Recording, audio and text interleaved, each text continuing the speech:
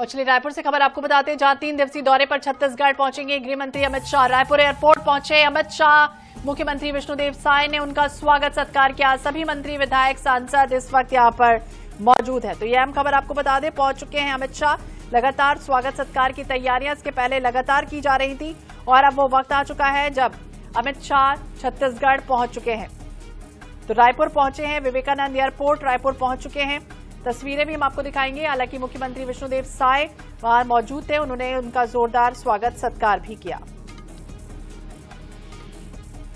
तो कई कार्यक्रम हैं जिसमें शिरकत करेंगे। 3 दिवसीय दौरा साफ तौर पर आगे आने वाले समय के लिए डेडलाइन जो तय की गई है नक्सलवाद के खात्मे को लेकर, उसे महत्वपूर्ण माना जा रहा है।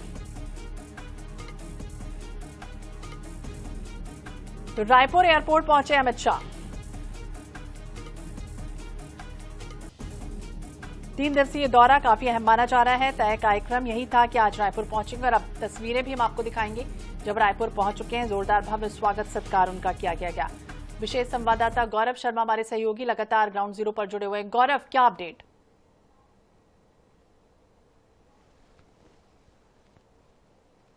गौरव, आप सुन पा रहे हैं?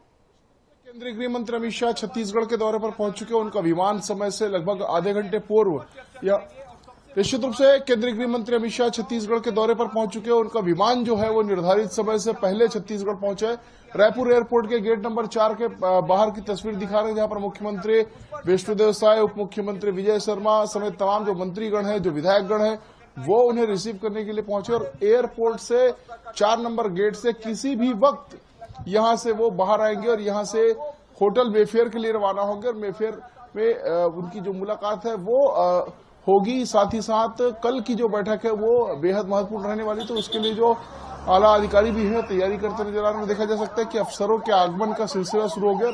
केंद्रीय गृह मंत्री अमित शाह का काफिला भी जो है वो बाहर आ रहा है। ये सीधी तस्वीर आप देख पा रहे हैं, जहां पर गेट नंबर 4 से अफसरों के रवानगी का, उनके होटल जाने का सिलसिला शुरू हो चुका है। अमित शाह का जो काफिला है वो भी यहां से रवाना हो रहा है। कुछ ही क्षणों के भीतर केंद्रीय गृह मंत्री अमित शाह, मुख्यमंत्री विष्णुदेव साय और उप मुख्यमंत्री विजय शर्मा के साथ नजर आएंगे। 3 दिनों के दौरे पर केंद्रीय गृह मंत्री पहुंचे और तीनों दिन जो है वो बेहद महत्वपूर्ण रहने वाले हैं। आज जहां उनकी मुख्यमंत्री विष्णुदेव साय और उप मुख्यमंत्री विजय शर्मा के साथ बातचीत होगी, चर्चा होगी, वहीं कल वामपंथी उग्रवाद से जो प्रभावित राज्य हैं, चाहे वो छत्तीसगढ़ हो, चाहे मध्य प्रदेश हो, उड़ीसा हो, तेलंगाना हो, इन सभी राज्यों के चुनिंदा अधिकारियों की छत्तीसगढ़ में बैठक होने जा रही है। और ये बैठक ऐसे वक्त में होने जा रही है जब नक्सलवाद के खात्मे की डेडलाइन को महज 50 दिन बाकी हैं, 50 दिन शेष है। ऐसे में नक्सलवाद के ताबूत में कैसे आखिरी कील ठोकी जाए, इसको लेकर जो चर्चा है वो इस बैठक में की जाएगी। एक्शन प्लान तैयार किया जाएगा अंतिम 50 दिनों के लिए, क्योंकि छत्तीसगढ़ के जो बस्तर इलाका है वो नक्सलवाद से मुक्त हो चुका। और देखा जा सकता है कि केंद्रीय गृह मंत्री अमित शाह का जो काफिला है वो एयरपोर्ट से बाहर आ रहे हैं। होटल मेफेयर के लिए अमित शाह रवाना हो रहे हैं। काली गाड़ी में मुख्यमंत्री विष्णुदेव साय और उप मुख्यमंत्री विजय शर्मा के साथ ये सीधी तस्वीर आप देख पा रहे हैं। केंद्रीय गृह मंत्री अमित शाह इसी गाड़ी में मेफेयर होटल के लिए रवाना हो रहे हैं और सामने अमित शाह जी को देख पा रहे हैं। और साथ ही साथ कड़ी सुरक्षा के बीच यहां से होटल मेफेयर के लिए केंद्रीय गृह मंत्री अमित शाह रवाना हो चुके हैं। तो सीधी तस्वीर हम अपने दर्शकों को एक्सक्लूसिव आईएनएस 24/7 पर दिखा रहे हैं, जहां पर केंद्रीय गृह मंत्री अमित शाह छत्तीसगढ़ के 3 दिवसीय दौरे पर पहुंच चुके हैं।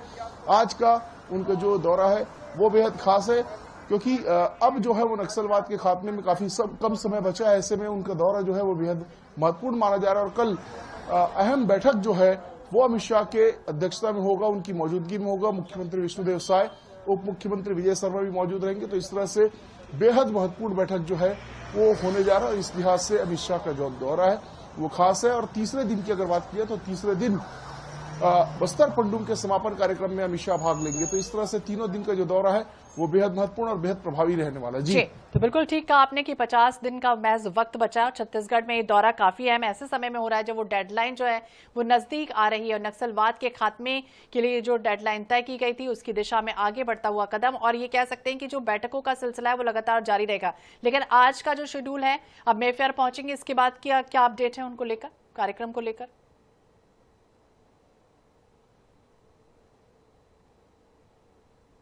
मुख्यमंत्री विष्णुदेव साय और उप मुख्यमंत्री विजय शर्मा से संक्षिप्त चर्चा होगी, क्योंकि कल विस्तृत मीटिंग की जानी, तो उसकी रूपरेखा पर संभव है कि आज चर्चा की जाए।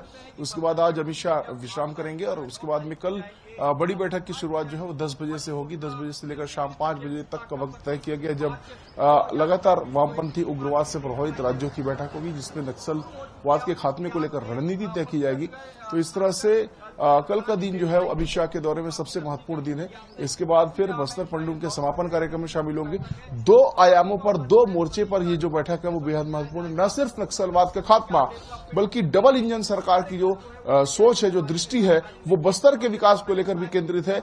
बस्तर में नक्सलवाद के खात्मे के बाद बस्तर का विकास कैसे किया जाना है, कैसे बस्तर देश के अन्य विकसित जो संभाग हैं उसकी श्रेणी में आ सके, कैसे बस्तर का तेजी से विकास होके, कैसे बस्तर के सभी 7 जिले हैं वो विकसित हो सके, इस दिशा में जो रोड मैप है वो तय किया जाना है। तो एक तरफ जहां नक्सलवाद के खात्मे को लेकर रणनीति बनेगी, वहीं बस्तर के विकास को लेकर भी जो रोड मैप है वो तैयार किया जाएगा। इस लिहाज से भी ये जो दौरा है वो बेहद महत्वपूर्ण है। बिल्कुल, इस लिहाज से भी दौरा काफी महत्वपूर्ण है और हाल ही में जिस तरह से डीजीपी आईजीपी कॉन्फ्रेंस हुई थी, इसमें कई तरह के रोड मैप जो है वो तैयार किए गए थे। तो ये भी कहा जा रहा है कि जो समीक्षा है वो भी होगी। इसके साथ साथ अलग अलग राज्यों की अगर बात करें तो इसके भी बड़े अधिकारी मौजूद रहने वाले हैं। बैठक होगी आने वाले समय में।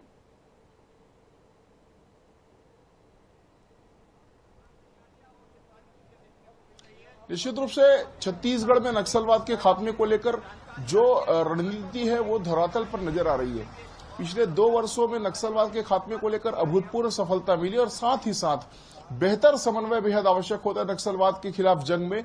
तो छत्तीसगढ़ के साथ साथ चाहे वो गढ़चिरौली का इलाका हो, चाहे वो तेलंगाना का इलाका हो, ऐसे सभी इलाके जो नक्सलवाद से प्रभावित थे, वहां पर राज्यों के बीच में बेहतर समन्वय स्थापित किया गया।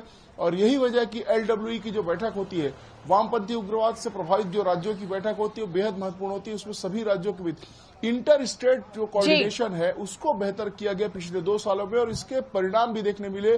जो बड़े हार्डकोर नक्सली है, न सिर्फ छत्तीसगढ़ बल्कि तेलंगाना में भी उन्होंने सरेंडर किया। तेलंगाना में भी एनकाउंटर हुए, जो हिड़मा का एनकाउंटर है या और भी अन्य जो एनकाउंटर है वो तेलंगाना में भी हुए, महाराष्ट्र में भी हुए, छत्तीसगढ़ में, ओडिशा में, सभी राज्यों के बीच बेहतर समन्वय स्थापित करके नक्सलवाद के खात्मे की दिशा में जो सरकार लगातार आगे बढ़ रही है, सुरक्षा बल लगातार आगे बढ़ रहे हैं, उस दिशा से ये जो बैठकें हैं वो बेहद महत्वपूर्ण मानी जाती है। बिल्कुल, बैठकें महत्वपूर्ण मानी जाएंगी। बहुत बहुत शुक्रिया तमाम जानकारी के लिए, बातचीत करने के लिए गौरव। लगातार नजर बनाए रखिएगा, अपडेट्स आपसे लेते रहेंगे। तो दूसरा छत्तीसगढ़ का दौरा 3 दिन रहने वाले हैं। बस्तर पंडुम का समापन कार्यक्रम भी होगा और तमाम जो गाइडलाइन है उसके आधारित काम भी करते हुए नजर आएंगे। बैठकों का जो सिलसिला है वो लगातार जारी रहेगा।